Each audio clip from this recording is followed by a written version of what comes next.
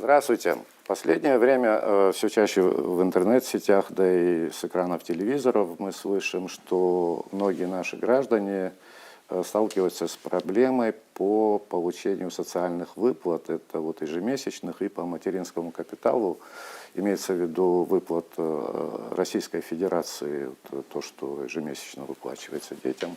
На эту тему мы сегодня поговорим с начальником правового отдела Министерства социального обеспечения и демографической политики Республики Абхазия Сарамео-Черкезия. Здравствуйте.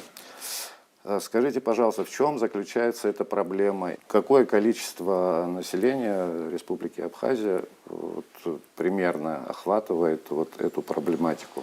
По поручению президента правительством было издано распоряжение в связи с обращениями граждан в части того, что граждан Республики Абхазия, являющиеся гражданами Российской Федерации, вменяют нарушение законодательства Российской Федерации в сфере социального обеспечения граждан. Ввиду чего была создана межведомственная рабочая группа по оказанию правового содействия гражданам Республики Абхазия, являющимся гражданами также Российской Федерации, в свою очередь являются получателями ежемесячного пособия по рождению и воспитанию ребенка, а также материнского капитала. Граждане, которые столкнулись с нарушением законодательства на территории Российской Федерации. В данную межведомственную рабочую группу вошли государственные органы, как Министерство юстиции, Министерство внутренних дел, Служба государственной безопасности, Министерство социального обеспечения, а также депутаты парламента.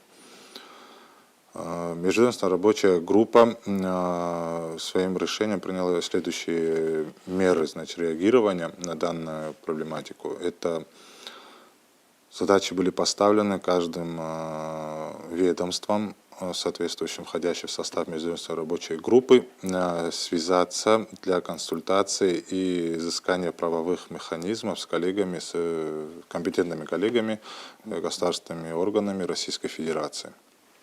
Консультация ведется, переговоры между соответствующими структурами они также проводятся. В свою очередь была создана горячая линия, куда могли обращаться граждане, у которых возникли проблемы с нарушением законодательства в сфере социального обеспечения граждан на территории Российской Федерации. Также в Министерстве социального обеспечения организован прием граждан, у кого возникли проблемы или кто являлся получателями данного вида на территории Российской Федерации, данного вида пособия на территории Российской Федерации. Мы сегодня осуществляем прием граждан ввиду того, что речь идет о нарушении законодательства, о нормах нарушения Уголовного кодекса Российской Федерации. Решение проблемы является очень сложным. И сегодня пытаемся найти правовые механизмы для решения этой проблемы. Где нарушение именно чего касается? В чем нарушение? Нарушения касаются всех граждан Российской Федерации, которые получали ежемесячное пособие по рождению и воспитанию ребенка, в свою очередь не проживающие на территории Российской Федерации. Не было постоянного места жительства на территории Российской Федерации.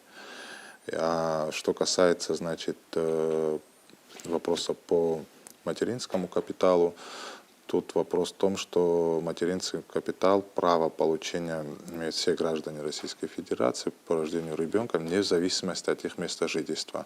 Но также в нормах прописаны, на какие средства и цели можно воспользоваться данным видом материнского капитала. В ходе наших работы на данный момент выясняется на самом деле много вариантов, способов, которые были использованы и также введены наши граждане в заблуждение. Мы это сегодня тоже видим. Это с помощью посредников каких-то, да? Да, с помощью определенных посредников, которые в свою очередь воспользовались незнанием норм закона наших граждан, норм закона Российской Федерации, граждан, которые проживают на территории Республики Абхазия. Но данными направлениями мы, занимаемся, и занимаются также соответствующие структуры. Еще раз подчеркну, что Да, мы сегодня также мониторим и социальные сети, и также ведем консультации с нашими гражданами. Мы понимаем, что люди, да, там в определенной части требуют определенные методы решения проблемы, но так как речь идет о нарушении именно норм закона другой, иной страны, то есть в данном случае Российской Федерации, то у Республики Абхазия как таковых правовых норм регулирования данного вопроса у нас, конечно, мало. Но все усилия для этого прилагаются, ведутся соответствующие консультации, находятся определенные пути, но для решения и для того, чтобы мы могли приступить к решению данной проблемы в полном объеме, нам необходима информация от наших граждан, кто столкнулся с данной проблемой, кто являлся получателями данного вида пособия или также воспользовался по обналичению материнского капитала. То есть эта информация нам необходима для того, чтобы мы могли уже в полном объеме приступить к решению данной проблемы. Ввиду чего мы рекомендуем нашим гражданам приходить для консультаций, в первую очередь, в Министерство социального обеспечения, где мы уже в полном объеме проведем, значит, работу. Горячая линия, вы говорили, она сегодня работает? Горячая линия работает, да, многие люди обращаются. Более 300 обращений уже по горячей линии были наших граждан, где мы пытались всячески провести консультацию, беседы. Многие из них лично пришли к нам. Большая часть из обратившихся, значит, нам они оставили свои данные, то есть время, период получения и так далее. Но все граждане, которые, в принципе, столкнулись на территории Российской Федерации уже непосредственно с проблемой, где им было именно, что они нарушили законодательство, нормы Российской Федерации, мы с ними ведем консультации, находимся как говорится, на контакте. Мы также пытаемся оказывать правовое содействие, то есть у нас с нашими коллегами Палаты адвокатов, то есть заключено соглашение об оказании правового содействия нашим гражданам, которые уже на территории Российской Федерации находятся, ввиду того, что заведены определенные уголовные материалы, ведется следствие. Ну вот, если я не ошибаюсь, я чуть почитывал сегодня законодательство о дополнительных мерах господдержки семьям, имеющих детей, и вот материнский капитал у них, по-моему, до 2024 года, там независимо от места жительства. Это раньше было до, Люди потом имели норма право. была изменена, где есть требования о постоянном местожительстве на территории Российской Федерации. Тут возможно, что человек не знал законодательства, Я или понял тут вопрос. невозможно не К знать сожалению, законодательства? незнание закона, да, как Это в России, да. да, не освобождает от ответственности в связи с его нарушением. Мы это тоже понимаем, да, что наши граждане в какой-то части от незнания, в какой-то части от неправильных консультаций неких лиц, которые, да, там, или обращения не в те структуры, да, которые могли бы их правильно проинформировать и проконсультировать о возможности получения и невозможности. В каких случаях это возможно, в каких это невозможно. Ну, как я понимаю, там требуется определенный список документов. Там Вот определенный они подали перечень эти есть, да, перечень. который необходимо То есть предоставить. и люди, которые непосредственно занимаются этим, ну, компетентные органы, они приняли эти документы, и раз они приняли решение... Конечно, они приняли документы ввиду того, что есть определенный строгий перечень прописан, при каких случаях возникает право на получение данного вида пособия. Если гражданин Российской Федерации предоставляет все соответствующие документы, которые требуют, как такового требует перечень, то, естественно, ему одобряют данный вид пособия. Ну, что затем происходит? Но вы знаете как, то, что нами, да, выяснено в ходе работы, когда соответствующий орган, который назначает данный вид пособия, затребовал документы, наши граждане предоставляли им прописку о постоянном месте регистрации территории Российской Федерации. Естественно, орган не было необходимости у соответствующих органов провести действительности, усомниться в действительности, да, там, прописки и так далее. То есть при прописка сегодня проверке говорила о том, что это оказывались- постоянное место жительства. То есть Типового части. фактическое проверяется тут место жительства еще, да, помимо Ну, прописки? процесс уже соответствующей структуры, там в Российской Федерации хватает механизмов для того, чтобы выяснить, проживает ли тот или иной гражданин по месту жительства, или же проживает ли он вообще на территории Российской Федерации.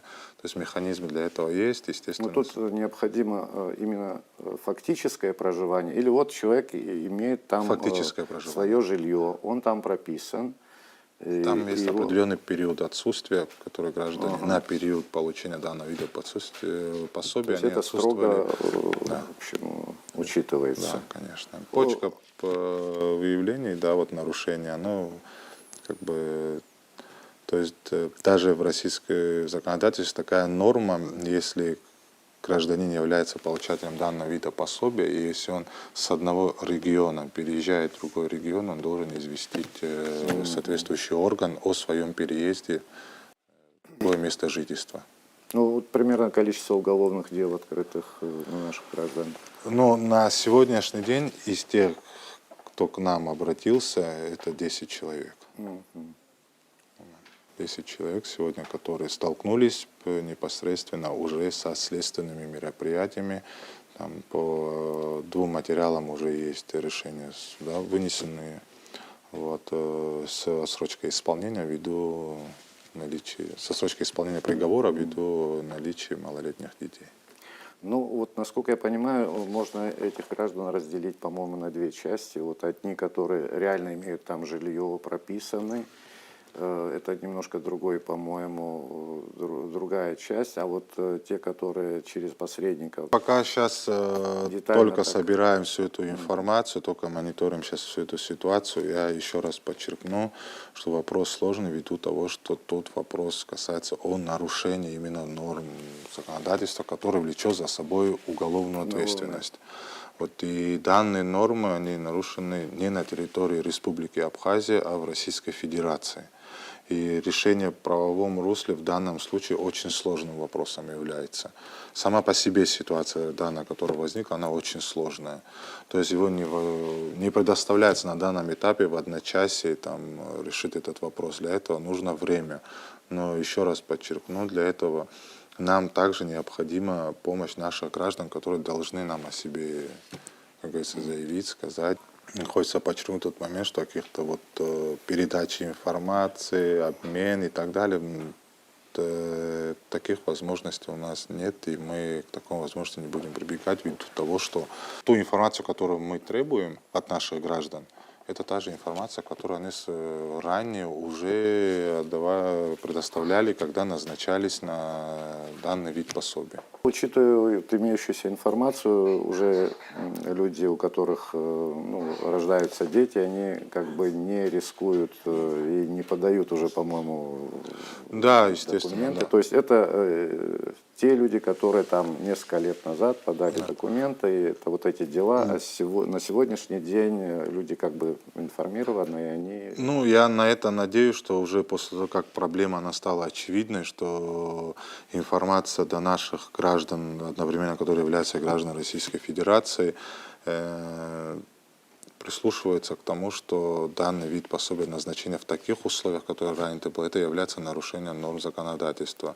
И не прибегнут к такой мере и не будут идти, значит, вслед за своих соседей, Ну да, друзей. то, что уже вот те, которые прошли уже через это, понятно, а сейчас, вот я думаю, уже люди осведомлены, проинформированы. Пытаемся информацию до всех доносим, ее освещаем, говорим людям о том, что данный вид является нарушением. Есть надежда, что как-то удастся сделать так, чтобы минимизировать Ну, задача такая последствия. поставлена, и мы к этой цели идем, чтобы максимально, насколько это нам позволит наши возможности, решить данную проблему. На это Спасибо, надеемся. вопрос, в общем-то, я думаю, понятен. Спасибо вам. Спасибо вам.